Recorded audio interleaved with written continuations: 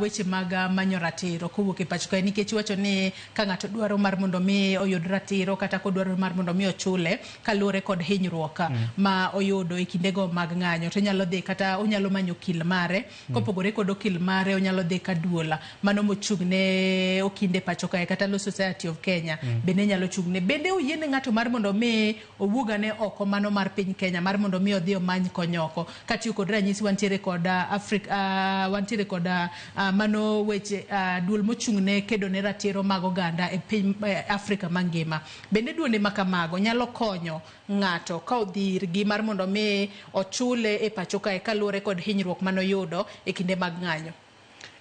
Onyalo timo kamano, to gimomiyo ok ober ahinya en ni sani cases kucha budho kabisa.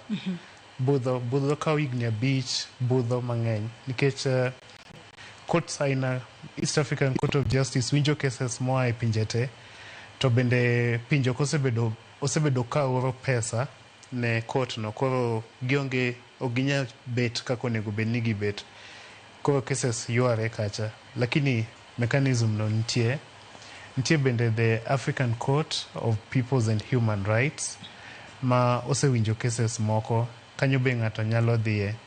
Lakini African Court nitie gik midwaro ni onego bedni setimo. For example, Kenya ka onego inyis ni isetemo mondo iyud konyruok gi Kenya ka to pok iyudo.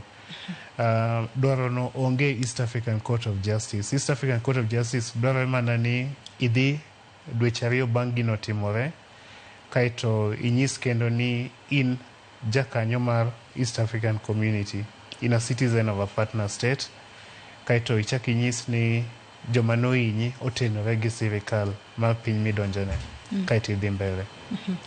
To wang'eyo ni